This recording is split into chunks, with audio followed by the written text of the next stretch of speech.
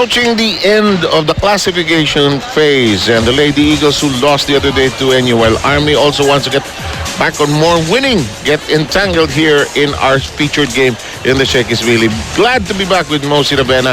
We'll take a look at the team standings, and Mosi will take us through it so we'll understand where everybody is. Well, as you can see, Philippine Army now in second place, wanting to get that 6-1 win para pareho na sila ng PLDT. At ang Ateneo de Manila naman, of course, wanting to improve their standing with the 3-3. Pero titignan natin today, no, both these teams coming off a loss. Yes. Diba? So, obviously, today, may extra, if you're off a loss, yes, there's an extra motivation to win your next game. So, let's see today. Tingnan natin, silipin natin ang kupunan ng hukbong katihan ng Pilipinas or the Army, and they want to use as much of their lineup. You don't want to go up against a young team. They'll watch Humiro, of course, and they'll mark all the other scores. And something you sort of expect that Army will do. Well, definitely so. And you can see the lineup of the Philippine Army. Nakita ko, nandyan na si Michelle Carolino. So, mas lumalim palalo ang bench ng Philippine Army. At kompletong-kompleto na nga to start with. But tama rin yung sinabi natin na dapat si Humiro bantayan nila in the middle. We have Ging Balse to do that. And as you can see there, Michelle Carolino. Kasi matagal natin siya hindi nakita eh. Pero ngayon, maglalaro na. And obviously, Gonzaga and Dakis being the 1-2 punch of this squad. I like the young and old balance. Magagalit yung ate old ang ginagawa. Not so young. Young and veteran team. Mamaya alam mo, may picture ako ni Tina Salak. Matutuwa kayo mamaya, papakita ko. Anyway, pag-usapan naman natin ang kabilang panig, ang Ateneo Lady Eagles play with familiar, heart-strong attitude. Talo silang 4 sets, NU, and they struggled against UP, and they need to play defense on all the attackers. At ang daming attackers ng Army today. Yan ang dapat talaga bantayan na Ateneo. So they have to be relentless with their blocking, and at the same time, double the effort sa floor defense nila. Of course, you have then Lazaro to take care of things, but it will not be enough. As you can see, the attackers of the Philippine Army, just too many. I think Ateneo will also be using a lot of its young new players. I saw the elevator. Wala akong elevator dito, pero yung human elevator, si Ella De Jesus, nakita ko doon si Ariel Pantongon. So Ateneo not playing at full strength. May problema ba ang college team playing against a veteran team? Meron ba talagang marked difference when you play a team of veterans? Well, again, yung kasi yung veteran smarts, you cannot, it's so difficult when you're playing up a seasoned, more seasoned team than yung college ka. Siyempre, those are the things you learn in more in playing more games. Pero yun na nga, towards the end, lagi nagkakatalo yan eh. Pagkalaban mo yung veteran team, nakikita ko, napapansin ko ang diferensya dun sa end game. They just know how to win. Ateneo, however, will have Coach Ty Bundit. Should be joyful listening into the timeouts. I wish Mia Kalim a lot of luck trying to decipher that, but I'm sure she'll get the job done. We'll have Ateneo against Army ready here in the Shakey's Valley, where it all started.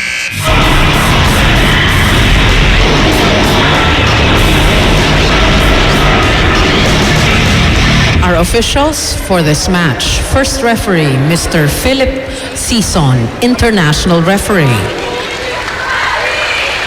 Second referee, Mr. Jess Villarreal, national referee. Let's call on our starting lineup. Lady Troopers of the Philippine Army. Let's start off with jersey number 1, Private First Class, Jeannie Sabas. At number 5, Private First Class, Mary Jean Balse. Wearing jersey number 8, Private First Class, Jovelyn Gonzaga. At number 13, Miss Rachel Ann Dakis. And at number 14, Private Nene Bautista. Team captain is Corporal Tina Sala. Ibero, number 15, Miss Christine Agno.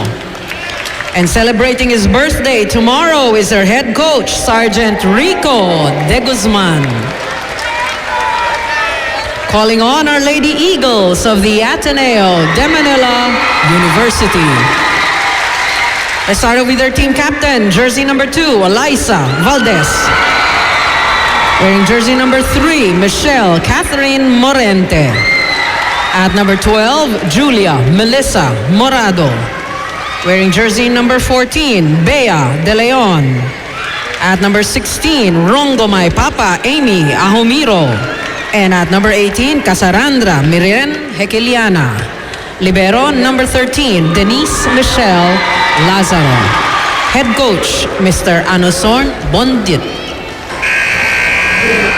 Just about ready to get going with Army against the Ateneo Lady Eagles. I just want to show you something before we go. If Direk can close up to this picture. Blast from the past. Yeah, this is a blast from the past. I was an announcer. Coach Mac was my analyst then. And this picture has a very young Tina Salak. Part Yan, of, nagtatago. part of the and she's not that small, ah. Naglilinis ako ng bahay kanina. Biglang nabuko. You're the right person to ask. I was half hoping that you would be in this picture, pero wala ka pala sa picture na to. Naku, mas bata pa yung mga yan. But this is a blast from the past. It just shows you that we were beginning to cover volleyball already way back in the 97, I think. Roxanne Pimentel, De Benegracia, Molly Prochina, Makatangay, nandito lahat. Mila Ranyada, Joy Gorostiza, Ana Yu. Yep. So these are the forerunners of these girls that we're seeing. And the funny part, when Tina was warming up kanina, Tina, halika, may regalo kasi papakita. Tingnan mo gano'ng kabata tayo rin. Sir naman, tago nyo na yan. Yeah, but Tina and the rest, this was in Baguio, I remember. This was and Nes Pamilar was the coach of the boys team naman. Can you just imagine how many volleyball games that these girls have played? Yeah, since that time, ano? In the meantime, Valdez, 2-2 natin Ateneo ahead. Gonzaga whips it long. Not enough spin. Coach Ty Bundit already on the dance floor. For a guy who doesn't speak English, all the language he needs is his body language, really, to translate what he wants to the girls. Huh? And most of his work kasi is done in practice. So, pag nakita ko one time yung practice nila, I think he makes sure na in the games, ano lang yung little talking or... Yeah. Parang extension na lang ng practice, ha? Shakey's, if it's one family pizza, it's gotta be Shakey's. Rachel Andakis strikes. Valdez tips it over. Eliza nearly tipping over to the other side. Kept alive, but it was already on the ground. First point of the Army. And you can feel that both teams are trying to be aggressive from the start of this set. Pero Ateneo now with a 3-point lead.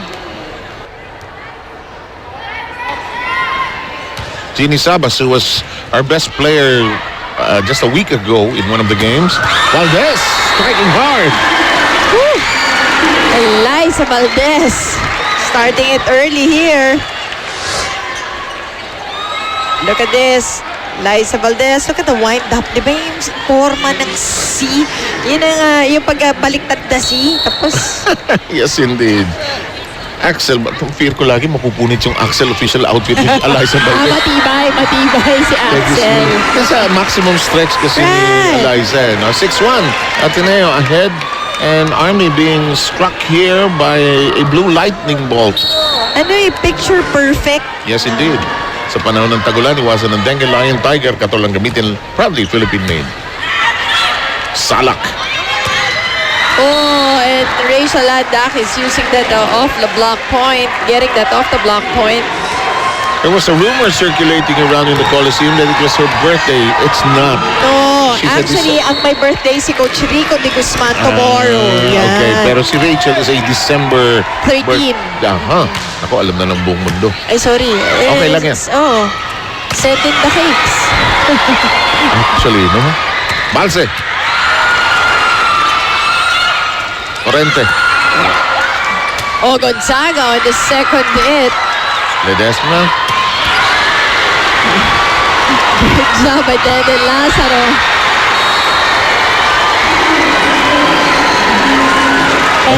Ateneo just enjoying this game. Nabuhayan yung crowd, ano ha? Tsaka ito na, may taga-udyok na sa kanila, may taga-ayuda si Coach Bundit. And alam naman natin, these two squads have a lot of following. Oh, absolutely. Balse.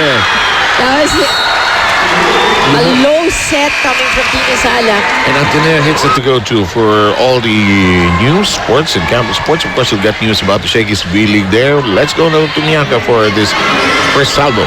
Thanks, Sev. Looking back at their game against NU, itong ang Ateneo had 8 service errors and a lot of misreceives during that game. And sabi nga ni Coach Parley Tupas na during their practice, minake sure daw ni Coach Tai na mabigyan ito ng extra emphasis because this is definitely something that they need to work on. Most especially that they're going up against a Goliath army. Sabi niya, most especially today, they're playing without the services of Patnongon who has a right ankle injury at ito naman si Di Jesus who has a left shin injury. Sabi niya, kailangan daw lahat ng tulong magawa sa loob and they will be fine. Back to you, 7 Mosin. And so far, Miyaka, they've been getting help from here, there, and everywhere. Ging Balse is complaining about the height of the toss, actually.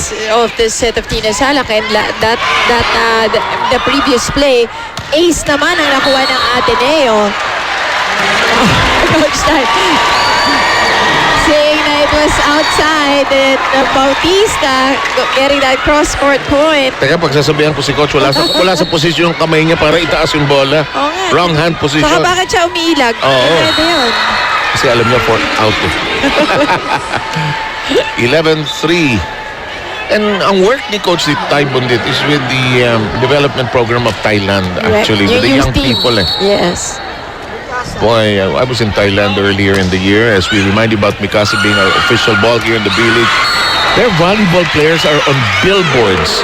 Their volleyball players Very are big. in commercials. Kasi sa world na eh. On the airplanes. Boy, Nasa world map level na na sila sila, when no? it comes to volleyball. So, that's our dream. yep. Hard set for Gia. Halos magkahiwalay-hiwalay ang katawan niya ron. Nene Bautista got that through. Oh, this is 2 generations of volleyball players. Take away Jovelyn and Rachel. This is just 2 clear generations. Nice soft serve. Nice quick. Oh, De Leon with a push. De Leon, one of the new finds of Ateneo from the Poveda program. I'm fascinated by that small school. They are good in so many sports and they don't have that much land to work with actually. They have a nice gym actually. At tabakero ba naman ang coach? Oo. Si Ruby De Leon rin. I think coach is there too. Galit yung Ali. Yan na. Nang Ali na. Yan eh. Sabi niya, yeah, that's a better height. Si Tina naman, alam naman yan. She acknowledged her mistake kanina. Sumimangot si Ging eh. Sabi niya, eto. Ayaw pumasok yung serve. 13-6.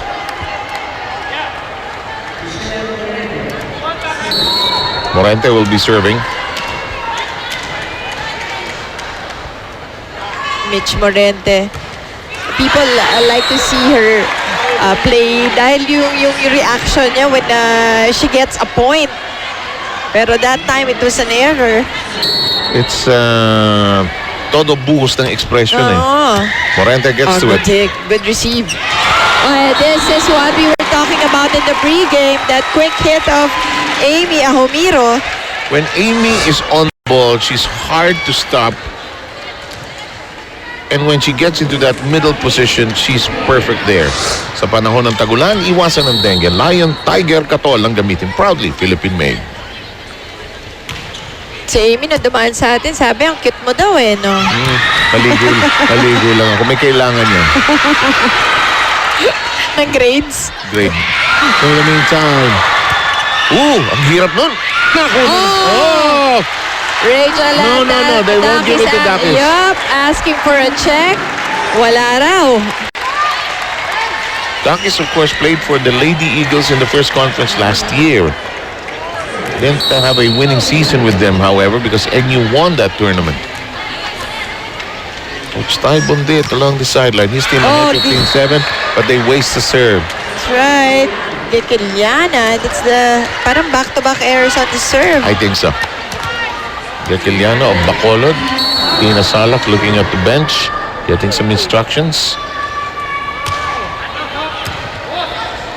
Nice set. Huli lang si Amy. Nice set pero huli sa Amy. Rachel and Dakis just reading that one well. That is the most underrated part of Dakis' game. No, the people don't give her enough credit for her blocking. Oh, nice set by Gia. Valdez got to it. Blocked by Valdez. Oh, well read by Eliza. One-handed by Ahomira. It becomes a set for Valdez. Inside. Valdez gets the point. And Ateneo makes it to the technical timeout. First again at 69. Army looking for form here. They have been groping for some kind of stability. They were not off to a good start. Right, Army with the 4 attack points. Ateneo having 5, but Army having 2 block points. Pero sa dig, dito nahirapan ng Army. Isa pa lamang at ang Ateneo having 6. Morente. Nice pick up by Christine Agno. Gonzaga. Tumama sa net. Si Eliza. Para siya nagkukontek ng national anthem. Nagsumbong ka agad eh. Sa tatay. Oo.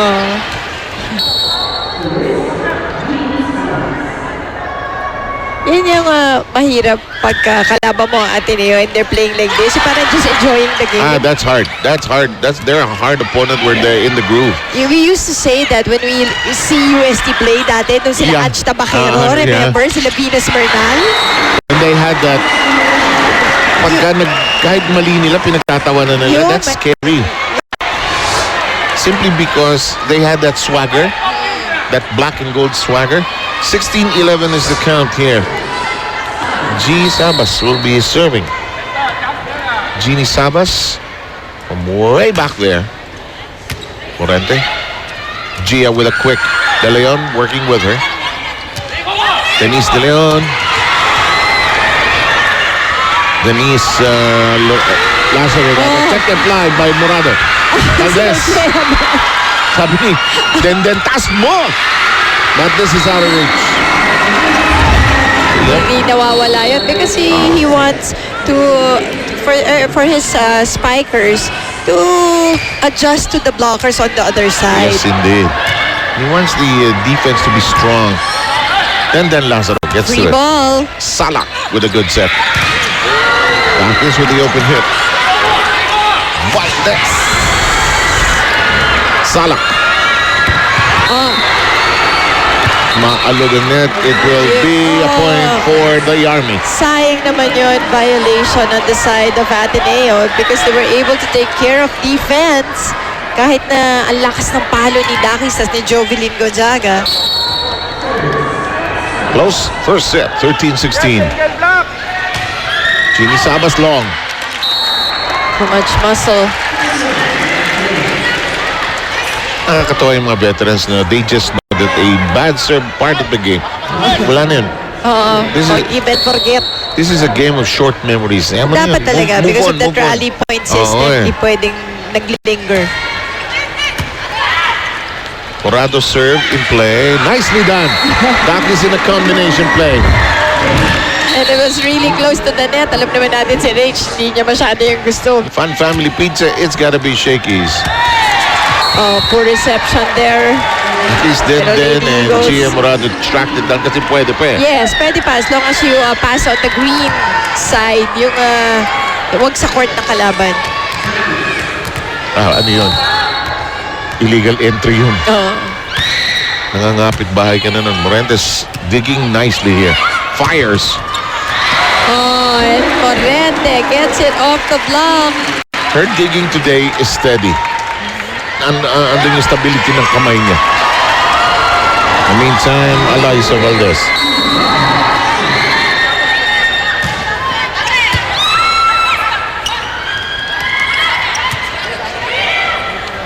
Quick for De Leon. Well read. Recycling, Jigat Kiliana. Oh, Gitiliana finding real estate on the other side. Ganda nung That's ganda right. angle. The groundbreaking doon sa kabila. Sa gitna ng dalawang defenders. Inis na inis yung mga veterano. Napakasimpleng bola. Napatayan tayo. Apat ang lamang ng Lady Eagles. Salak with the set for Balser. At ayan na yung left-right na sinasabi ni Coach Tai. Pag middle hitter ka, kailangan mo yung left-right angle na yan. Yes. Kailangan yung wrist action mo. Malakas, Yep. ano? Mikasa ang official ball ng Shakey's feeling. Narito ang serve ni Jovelyn Gonzaga. Nice combination, but caught! So well read by Ging Balse. And you have tall blockers on the other side. So Ateneo should really find a way to score. That takes experience and an excellent read. Naitago na yung play. Nabasa pa ni Balse. Nilipat sa kabila. Malambot na cross-court. Bautista, huli ni Denden. Quick sa kabila. Nagkagulo. Daki, Salak, Balse, alanganin. Easily picked up by Lazaro. Quick! Alive, Lazaro. Ang sipag lang sa depensa, lalo na sa floor defense ng Lady Eagles. Denden diving for it.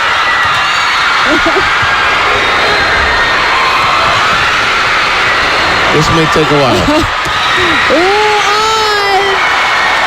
That's wide. Sayang.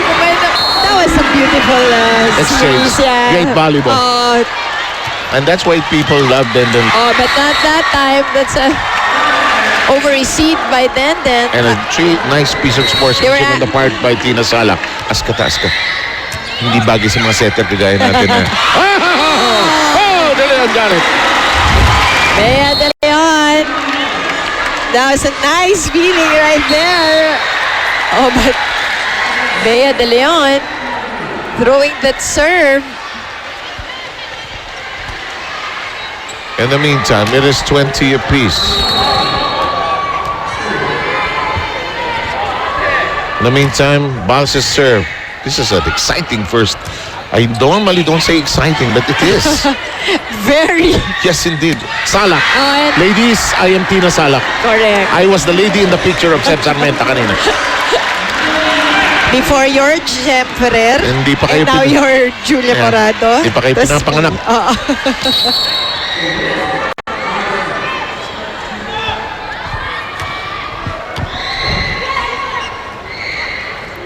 Tinago siya, Liza. Bitin. And the defense of Army was Yeah. also there. Matagal na pahinga yan. And King Balse getting an ace, and what the time to get it.